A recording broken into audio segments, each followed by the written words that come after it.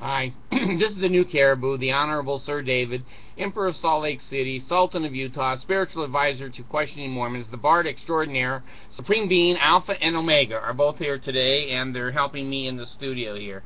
Alpha, turn the light up. There you go. See? Alpha, you got your job back, man. You're doing okay. I hope the sound is alright. Now, this is another paid weenie out of the pants. Only Salt Lake, only the Mormons can pull this stuff off. And what's so interesting, here's what I'm finding fascinating about my sexual reporting. Most of it is firsthand from the Desert News, the Mormon-owned newspaper. They seem to have the first in and the scoop, if you know what I mean, when somebody's got their weenie out of their pants. I guess they report it to the bishops, and the bishops report it to Desert News. All right, this is the Desert News. Let's see. It's today. It just came on. And it's called Police. Young Girls Forced into Sex Trade in Salt Lake City. Now, I thought this was going to be the Mormon Church. It's not. It could be, but the Mormon Church gets it for free, if you know what I mean. They don't buy the cow, they just take the milk. Joseph taught them that. Salt Lake City, girls as young as 14. My God, 14. It's always 14 in Salt Lake area.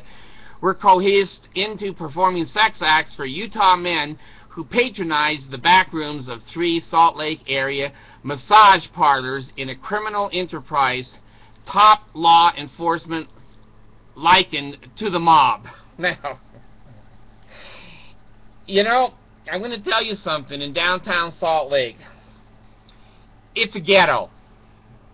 I'm telling you, Pioneer Park, the homeless shelter, right, kitty corner to Pioneer Park, and then the empty parking lots, graffiti all over, bars all over the windows, and 2 blocks down is the $4 billion white elephant. Okay, so the only people that could afford to go into these places are nice LDS men.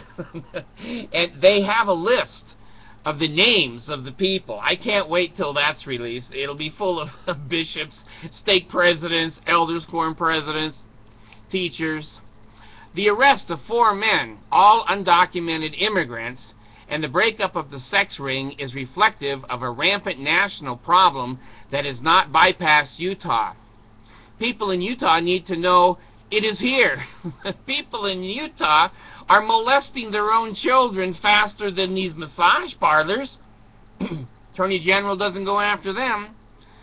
Okay, unfortunately, this is a group had a group of men who are willing to patronize the business, make it successful. It's like any other racketeering organization and no different from the mob. You gotta have money. The Mormons are the only ones that have money in Utah, so they kept them going. Multiple law enforcement officers said the agents on the local, state, and the federal level task force hit 3 massage parlors this week and served a search warrant at the house of a Salt Lake City person in the area. The parlors operated in Salt Lake City, Mill Creek, and South Salt Lake. They're not really ghetto areas of the valley, but they're not good areas of the valleys. Agents arrested Luis Daniel Arnio Hernandez, 29, Manuel Zappa Sanchez, 42, and David Ramirez Jimenez, 24, and 1 man who is yet to be identified. They were each booked on investigation of exploiting prostitution and on immigration hold now. Yeah, let's hold them here. Let's not deport them back to Mexico and let them do that there. Yeah, let's leave them here and give them a slap on the hand over the weekend prison sentence, and then they're back in force and back in business. Agents also detained 10 females, including minors, several of whom are undocumented aliens of undetermined identity. Torgensen noted that while some of the females were mature women engaging in prostitution and well aware of the risk, others were young girls who were forced into participating with the threat of deportation. Well, that's sad. That's sad. The prostitutes, I guess, you know, if they're over 18, they can kind of do what they want, I guess. Let's see, let me skip down here.